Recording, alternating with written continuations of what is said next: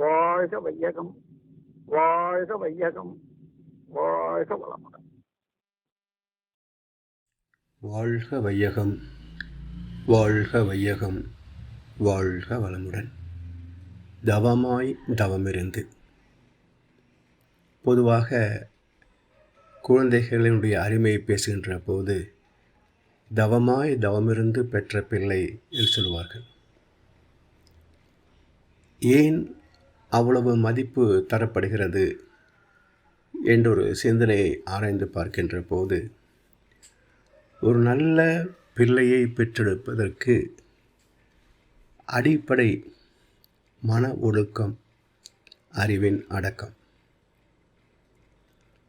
அதற்கு தவம், தியானம் என்ற பயிற்சி முறைகளை கண்டெடுத்தவர்கள் நம்முடைய ஞானியர் பெருமக்கள் மற்றும் சித்தர் பெருமக்கள். தவம் செய்கிறேன் என்ற கருத்து பொதுவாக பேசப்படுகிறது. தினசரி 20 நிமிடம் 30 நிமிடம் தவம் செய்கிறேன் என்றெல்லாம் பேசுகிறோம். தவம் செய்ய முடியுமா என்ற ஒரு சிந்தனை எழுப்புகின்ற போதுதான் தவத்தின் அசல் பொருள் நமக்கு விளக்கமாகும். தவம் என்பது என்ன?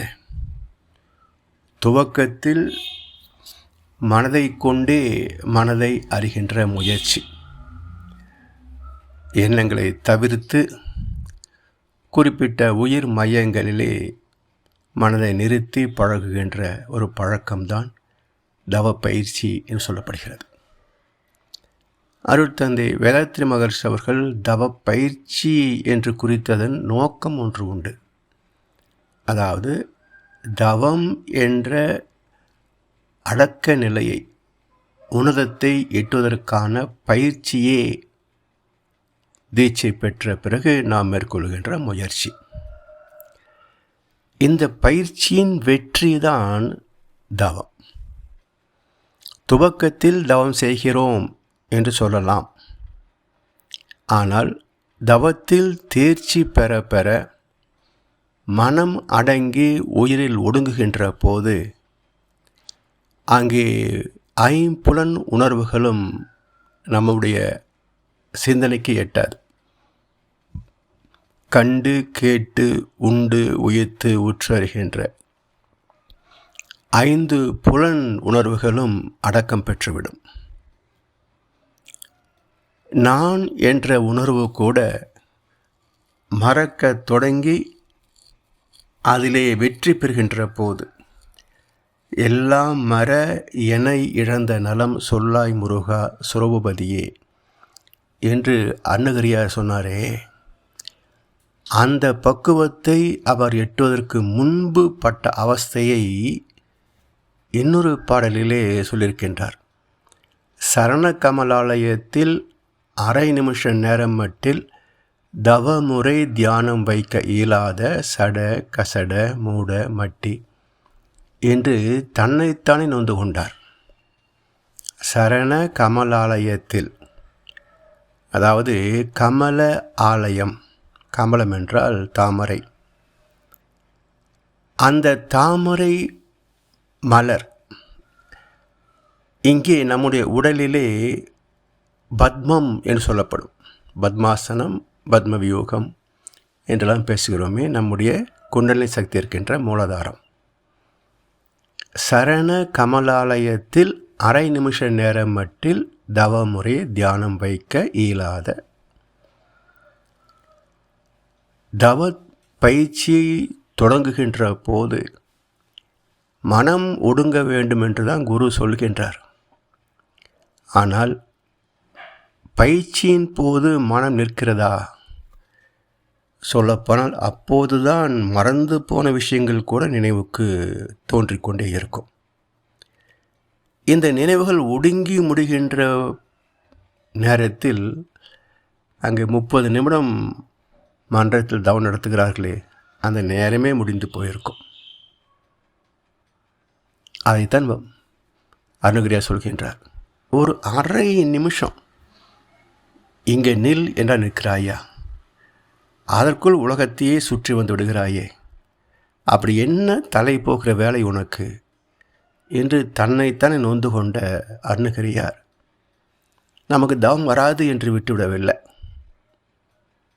தொடர்ந்து முயன்று முயன்று முயன்று பயிற்சி செய்து செய்து பக்குவமாகி ஒரு கட்டத்தில் அதில் வெற்றியும் பெறுகிறார். அந்த வெற்றியின் களிப்பு தான் எல்லாம் மற எனை இழந்த நலம். எல்லாம் மறந்து போனது. நான், எனது பெயர், எனது படிப்பு, அந்தஸ்து, செல்வாக்கு, குடும்பம், உறவு, நட்பு அனைத்தும் மறந்து போனது. எல்லாம் மற என்னை இழந்த நலம். என்னையே நான் இழந்து விட்டேன். அப்படி இழந்த பிறகுதான் இந்த உடல் வாழ்க்கையில் இதுவரைக்கும் சந்திக்காத ஒரு பேரின்பத்தை நான் துய்த்தேன். என்னை இழந்த நலம். இந்த அனுபவம் எப்படி எனக்கு ஏற்பட்டது என்று எனக்கே தெரியவில்லை. சொல்லாய் முருகா சுரூபபதியே, நீயே தான் அந்த தெய்வீக இன்பத்தை எனக்கு விளக்கிச் சொல்ல வேண்டும் என்ற கருத்தை இங்கே சொல்கிறார். இதே போல பட்டினத்தார் ஒரு கவியில் சொல்வார், இறைவனுக்கு பல பொருட்களை கொண்டு அபிஷேகம் செய்கின்றோம். தண்ணீர், இளநீர், பன்னீர், விபூதி, குங்குமம், சந்தனம் என்று பல பொருட்களை வைத்து அபிஷேகம் செய்கிறோம். இத்தனை அபிஷேகங்களிலே உயர்ந்தது, உச்சகட்டமானது எது என்றால் கனகாபிஷேகம். பொற்காசுகளை கொட்டி செய்யக்கூடிய கனகாபிஷேகம். அதை பற்றித்தான் சொல்கிறார், கனகாபிஷேகம் செய்வோம் என்றால் உனக்கு காசாசு இல்லை, அதுவும் நீ தந்தது. எனதென்ற பொருள் ஏது, எனதென்ற செயல் ஏது, நீ அல்லால் உலகம் ஏது மா தவமே என்று முடிக்கிறார். அதாவது பொன்னுக்கும் மண்ணுக்கும் பேதம் பார்ப்பது பக்குவம் அடையாத மனித மனம். பக்குவம் அடைய அடைய அடைய ஓடுக்கும் செம்பொன்னுக்கும் ஒக்கவே நோக்குவார் என்று சொல்வார்கள். அதாவது மண்ணும் தங்கமும் ஒரே மூலத்திலிருந்து வந்தவைதான். அணுக்களின் சேர்க்கை குறைந்தது மண், அணுக்களின் சேர்க்கை திணிவு பெற்றது தங்கம். எல்லாம் அணுக்களின் கூட்டே. அணுக்களுக்கு மூலம் சுத்தவெளியாகிய இறைநிலை தெய்வம். எனவே எல்லாமே தெய்வத்தின் பல்வேறு தோற்றங்கள், பரிணாமங்கள் என்று அறிந்த பிறகு இதில் உயர்ந்தது எது, தாழ்ந்தது எது? இறைவனிலே எது உயர்ந்தது, எது தாழ்ந்தது? எல்லாவற்றையும் சமமாக பார்க்கின்ற பக்குவமே ஞானம். கடப்பையிலே பரமஹம்ச சச்சிதானந்த சுவாமிகள் என்று ஒரு சித்தர் இருந்தார். அவருடைய ஜீவ பிரம்ம ஐக்கிய முக்தி என்ற நூலிலே சொல்கின்ற போது, கங்கை தீர்த்தத்திற்கும் சாக்கடை நீருக்கும் பேதம் தெரியாத போது நீ இறைவனை காண்பாய் என்கிறார். கங்கை தீர்த்தம் எவ்வளவு புனிதமானது, தெய்வீகமானது, மதிப்புக்குரியது. சாக்கடை நீர் வெறுக்கத்தக்கது, அருவருப்பானது. இந்த இரண்டுக்கும் பேதம் தெரியாத போது நீ இறைவனை காண்பாய். அதாவது பெரியோரை வியத்தலும் இளமே, சிறியோரை இகழ்தல் அதனினும் இளமே என்று கணியன் பூங்குன்றனார் ஒரு பாடலிலே சொல்வார். நம்மை விட பொருள் துறையிலே, உருவ அமைப்பிலே, இப்படி 7 சம்பத்துக்களிலே உயர்ந்தவர்களை பார்த்து வியந்து போவதும் கூடாது. அதே போல இந்த 7 சம்பத்துக்களில் நம்மை விட தாழ்ந்தவர்களை பார்த்து இகழவும் கூடாது. அப்போ எல்லாவற்றையுமே சமமாக ஏற்றுக்கொள்ளக்கூடிய பக்குவமே தெய்வீகமானது.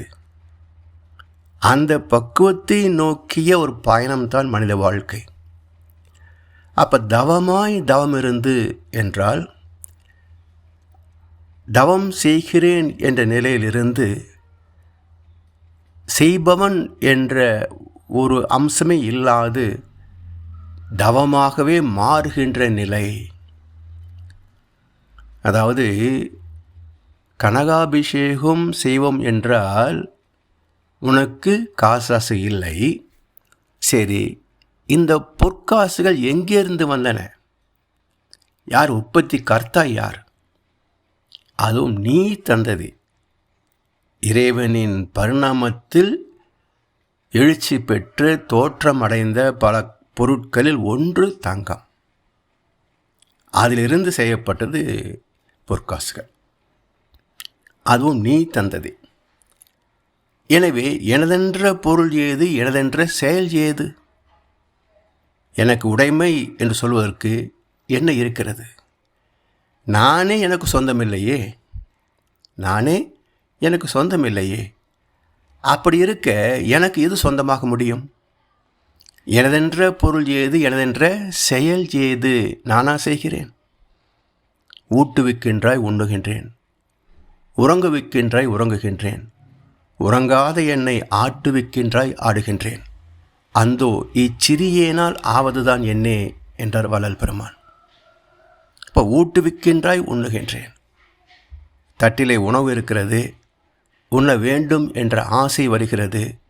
ஆனால் கைக்குள் இருக்கின்ற ஆற்றல் சக்தி செயல்படவில்லை என்றால் எப்படி பக்கவாதத்திலே கை செயலற்று போகிறதோ அப்படி ஆகிவிட்டால் தட்டிலே இருக்கின்ற உணவு வாய்க்கு எப்படி வரும்? அப்போ இந்த கையை இயக்குகின்ற சக்தி எது? அது நீயே தான். எனவே ஊட்டுவிக்கின்றாய் உண்ணுகின்றேன். நீயேதான் சக்தியாக எனது கைகளை இயக்கி அறிவாக இருந்து அந்த செயலை செய்விக்கின்றாய். அந்த உணவின் சுவையை அறிகின்ற அறிவும் நீயேதான். ஊட்டுவிக்கின்றாய் உண்ணுகின்றேன், உறங்குவிக்கின்றாய் உறங்குகின்றேன், உறங்காத என்னை ஆட்டுவிக்கின்றாய் ஆடுகின்றேன். எத்தனை கூத்துகள்! அந்தோ இச்சிறியேனால் ஆவதுதான் என்னை. இந்த மனிதனாக பார்த்து எதை செய்ய முடியும்? எல்லாம் அட்டானமஸ் நர்வஸ் சிஸ்டம். உண்ணுகின்ற உணவை 7 தாதுக்களாக்கி உயிராக்கி நம்மை வாழ வைத்து கொண்டிருப்பது யார்? நாமா?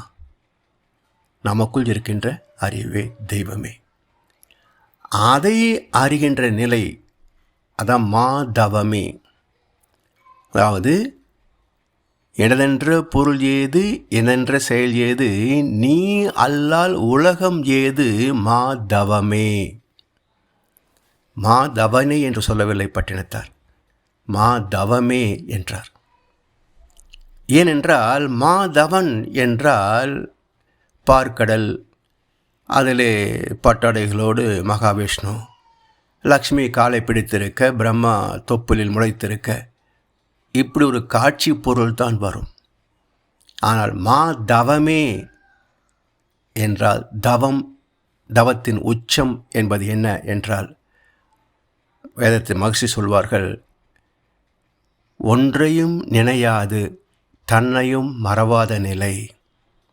அதான் தவத்தின் உச்சகட்டம். அப்போ ஒன்றையும் நினையாது தன்னையும் மறவாத நிலை என்பது என்ன?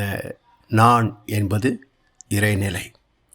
அப்போ அந்த இறைவனோடு இறைவனாக ஒன்றி விடுவது நான் என்ற இந்த சிற்றெல்லை, நரன் என்ற சிற்றெல்லை நான் கடந்த போது நான் நீயாய் கூறுதலறம் நல்லேக்கும் அறிந்தேன், கரம் குவித்தேன் நீயே நான் இரண்டும் ஒன்று என்று கண்டுவிட்டேன் நீ நானாய் விளங்கும் பேரறிவில்.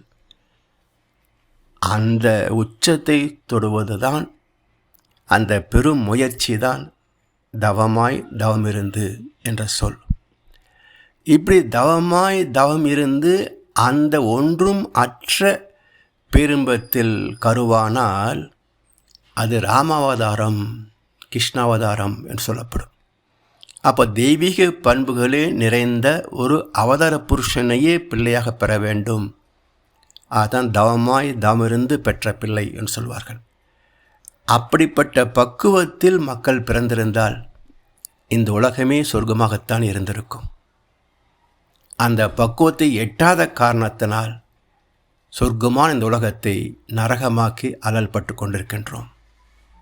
இந்த அவலத்தை உணர்ந்து திருந்த வேண்டும் என்றால் தக்கதொரு குருவின் துணை கொண்டு தவத்தில் மேன்மை பெற வேண்டும் என்று சொல்லி இந்த தவமாய் தவமிருந்து என்ற சிந்தனை நிறைவு செய்கின்றோம். வாழ்க வளமுடன், வாழ்க வளமுடன், வாழ்க வையகம்.